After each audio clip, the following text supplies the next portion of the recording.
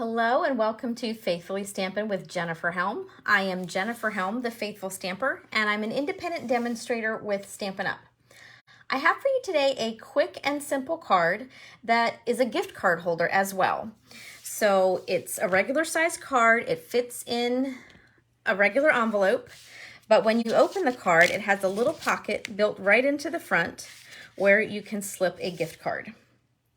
So I'm going to go ahead and show you how to make this. It's really simple, nothing really complicated or fancy involved. It's a great way to use up scraps of designer series paper. And for me lately, quick and simple and using up paper are my favorite things to do because I have way too much paper and I'm always looking for things that I can get done relatively quickly. So I'm going to show you how to make this card. This uses the designer series paper that coordinates with our inked and tiled suite. All right, so the first thing we're going to do is start with a card base. This is Pretty Peacock. I pulled all my colors right from the designer series paper. This is 8.5 by 5.5, and I'm going to show you, we're going to start by scoring it in half like a regular card, but then we're going to do a couple extra steps to get this created into a gift card holder. So the first thing I'm going to do is put it in my paper trimmer score like I would be creating the fold line for a regular card. So I'm going to line it up at 4 1/4 on the long side, and I'm going to score it. Make sure you've got your score blade.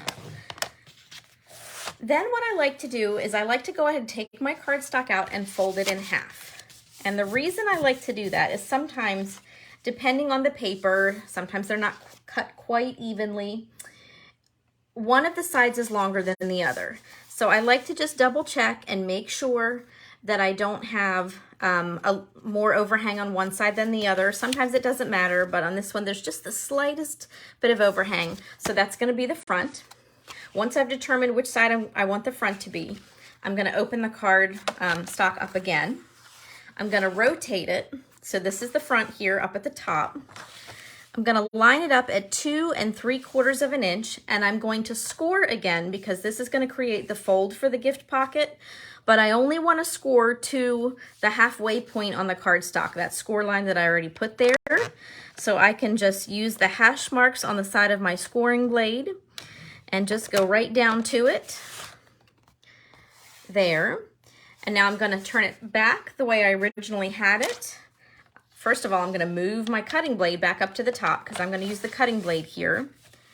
I'm going to line the cardstock up at 4 1/4, again on that score line, and I want to cut down to the 2 3/4 inch mark where that fold is. So it's a little bit easier to see if you've got a lighter colored cardstock, but I can either use the hash marks here on the cutting arm, or I can use the hash marks on the edge of the blade and again line it up with that score line to make sure I don't go down too far.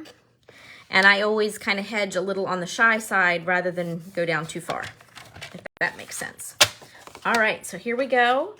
Before I move my paper trimmer back, I'm going to check a couple things though, because I might need that again for a minute.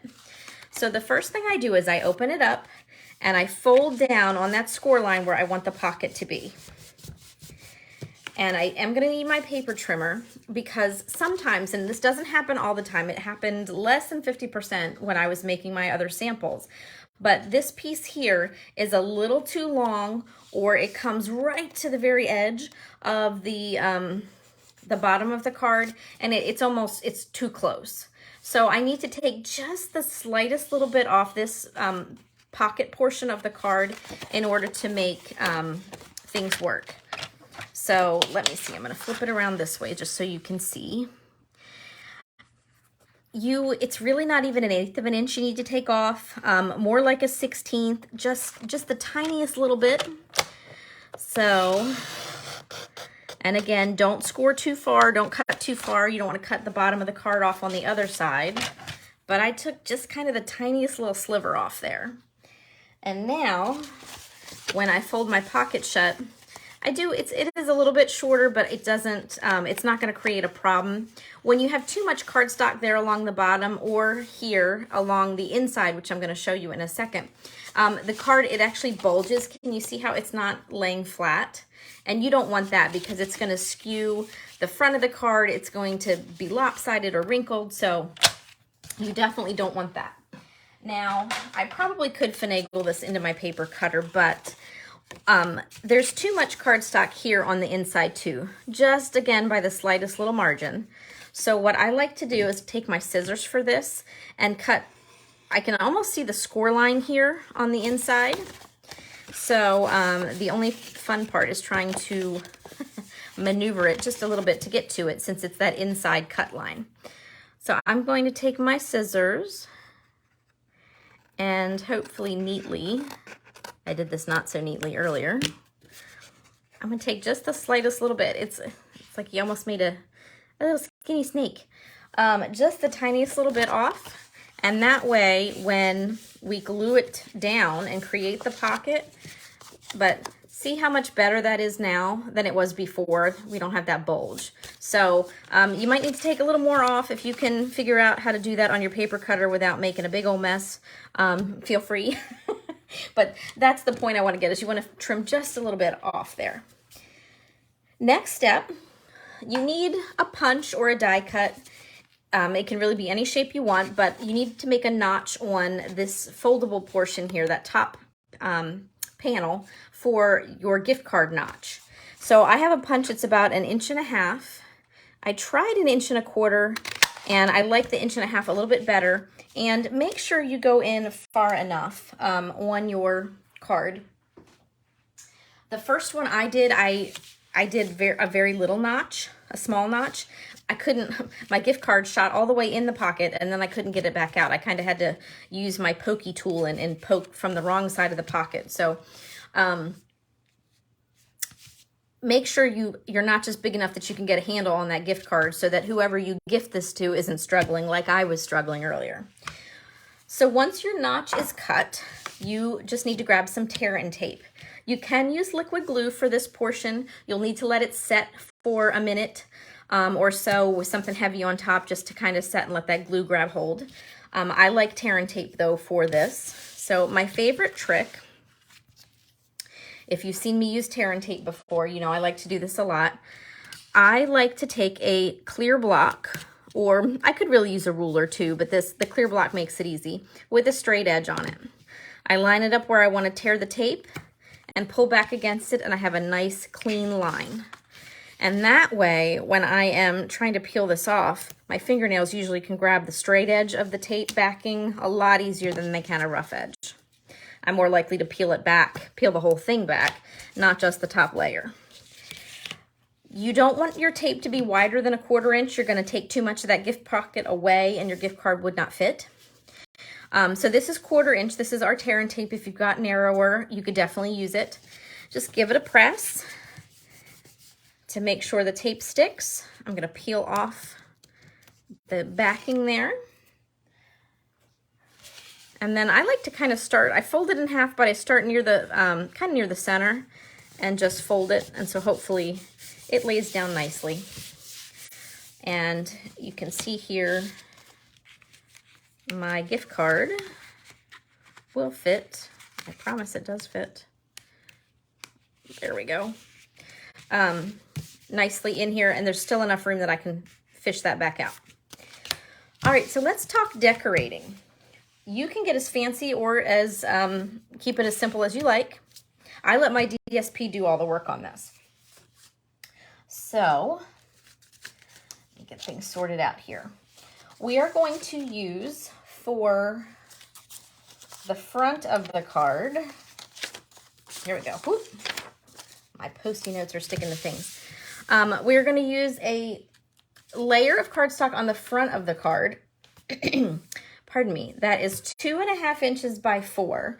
And we're going to dress it up with some Designer Series paper, or DSP.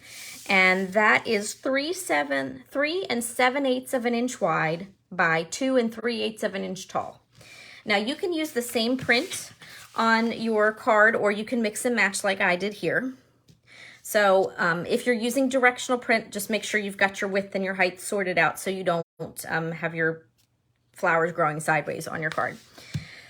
So here's the pocket layer. And then for the rest of this, I don't really need any fancy glue. I'm just going to use my favorite adhesive, which is our tape runner, our Stampin' Seal. Stampin' Seal Plus is actually my favorite, but I don't really need the extra oomph that that gives for this particular project. So I'm just going to line these up like so. Give that a press. This gets glued onto the front of the card. I am a bit of a tape fiend. I tend to overglue. Does anybody else have that issue? All right. So there's the pocket. Now for the inside, I am going to use another layer. This is 5 1/4 by 4, and this is Pool Party. I don't think I mentioned that. And for the top DSP, as I call it, because it's at the top of the card, this piece is 3 7/8 of an inch wide by 2 7/8 of an inch tall. So it's just a little bit taller than the piece we used here on the bottom. You can use whatever colors work best for your project. If you're using a dark color, you'll need to substitute something in for your signature panel. We'll get to that with one of the samples, but I wanted to show you, I really like Pool Party with this as opposed to white. And not that there's anything wrong with that, but I like the Pool Party color. So normally I do my stamping first, but because this one requires the paper to be in position first, I'm gonna be brave. I'm going to glue my paper down and hope that I can do this without error. So there's my DSP for the top. And so once I glue this inside shortly, when it closes, you can see how that'll look visually. I cannot use a really tall sentiment for my inside of the card. Pardon me, because there's not a lot of space here, I need to keep with something narrow. And my ink pads have walked away. Here we go. So I, again, am using inks that are pulled right from the paper. I've got Pool Party and Pretty Peacock. So just keep that in mind as you're stamping, that you need, if you have a really tall or large sentiment, it's not really going to work on this card. You could, you kind of want to keep it on the narrow side. If you do want extra space, perhaps you would like to have something that fills up the whole part, you could add another panel in here and put it here and then still have room to write here. Or you could even add a panel to the back for more writing space. Up to you. I am going to grab my Stampin' Pierce mat. My stamps today are photopolymer. That means they're clear, so they don't have any cushion built in, like our red rubber cling stamps. So I'm going to use this to get a good impression. I've got my Pretty Peacock ink. The inside sentiment here is from the, can't remember the name of it, Cheerful Daisies. I was thinking Cheeriest, and I knew that wasn't right. Cheerful Daisies. And then the front, I'm using the Circle Sayings, and we'll get to that in just a minute. So I'm going to use the Pretty Peacock ink. Just going to tap that lightly and line it up. Whew, all right, the little Stampin' Prayer worked. Okay, so there is my sentiment on the inside. Now, I do want to add a little bit of an accent. I don't really have to, but I decided I wanted to. And the stamp set, the Circle Sayings, has this really cute little stamp. I don't know what to call it. It could be a ray of sunshine. It could be a tiara. I really like it in the corners of things. So I'm just going to add in the Pool Party ink these little rays. And hopefully you can see they add just a little bit of an accent, nothing too fancy, to the inside of the card. And I like them so much that I'm going to go ahead and stamp them on my envelope corners as well.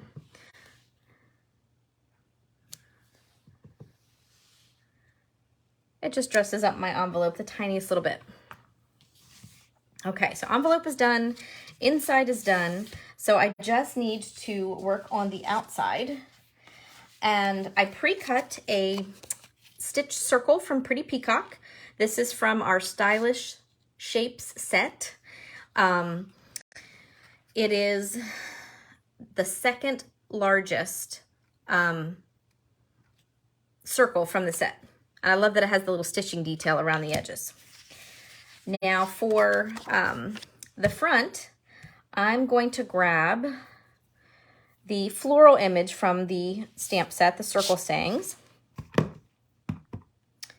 And yep, I'm going to stamp in the pool party. So it's a kind of, it's half a circle floral ring. And I could use it alone, but I decided it looks really cute if I line it up relatively well. Might be a little off, but not enough I'm gonna worry about it.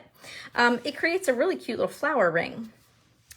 And that's in the pool party, so that's tone on tone. So I'm gonna go back to my Pretty Peacock ink for just a moment and then stamp my happy birthday in the darker ink and put that right in the middle, just like that. Go ahead and close this up. Now I'm going to take the coordinating punch, which this is our 2 3/8 of an inch circle punch. And I can line that up and punch it out. I can move everything off to the side here now. And my stamped piece fits nicely on that stitched layer. So it's got the narrowest of borders. All right, my glue's being persnickety here. It is notoriously camera shy. I don't know why. Okay. So very narrow border here. And before I get that situated, I'm gonna add some adhesive here to the inside panel.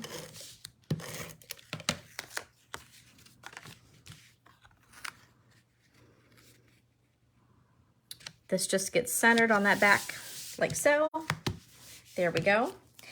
Now for my my sentiment piece here, I could put it solely on the top, I could put it solely on the bottom, or I'm gonna split the difference because the circle fills up about half the card and I just like it better. I like it visually in the middle. But I have to watch my dimensional placements. I could glue it flat if I wanted to, but I'm gonna add some dimensionals for a little pop. So I can't do what I would typically do, which is to put 4 to keep it even, because then I would glue the card shut. So, but I did that a little bit off center. So I'm gonna be creative here. Normally I would do that a little bit different. But this way, I'm just gonna make sure my dimensionals aren't gluing this flap shut on the card. So hopefully, yep, that works. And for just a little added sparkle, I'm gonna add a little bit of bling. This is our iridescent rhinestone basic jewel set. And I'm just gonna add a couple of these to our little floral image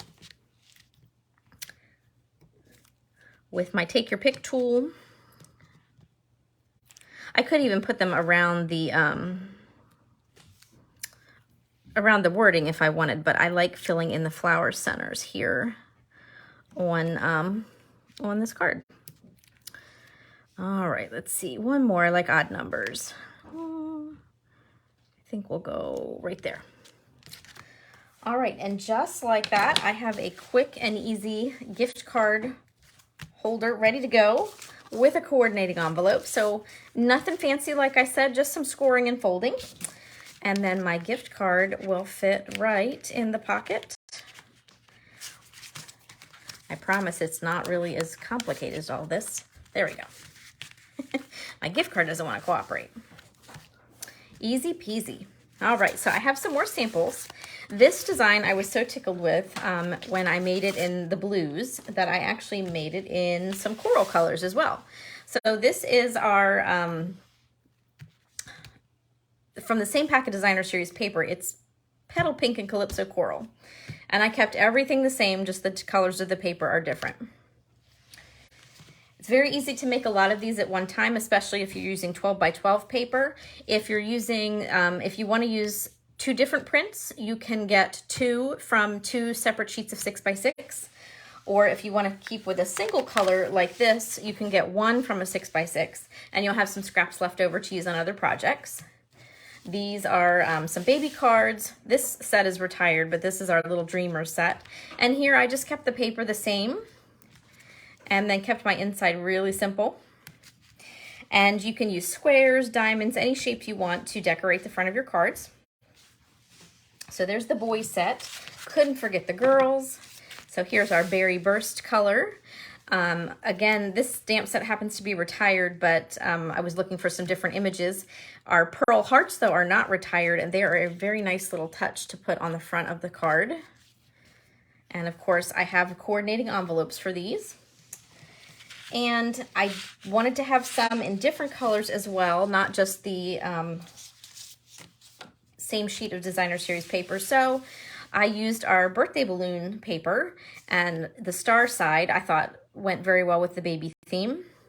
I didn't need to stamp on a sentiment piece. I actually stamped down on the bottom of the actual Designer Series paper since it was a nice solid that could be seen when I stamped. And then here is our little lion. So the elephant and the lion here are from that little Dreamers stamp set and die set as well. And then I mentioned earlier that if you use a dark colored cardstock that you can't see your writing. So I want to show you with this Halloween card that I just added a panel of basic white, cut the 3 7/8 inch wide, and then filled in the length here to do my stamped sentiment on, and that way my writing didn't get lost on that gorgeous grape. So these are 2 Halloween cards that I did, and I just thought they came out really cute with little Frankenstein and our little vampire guy.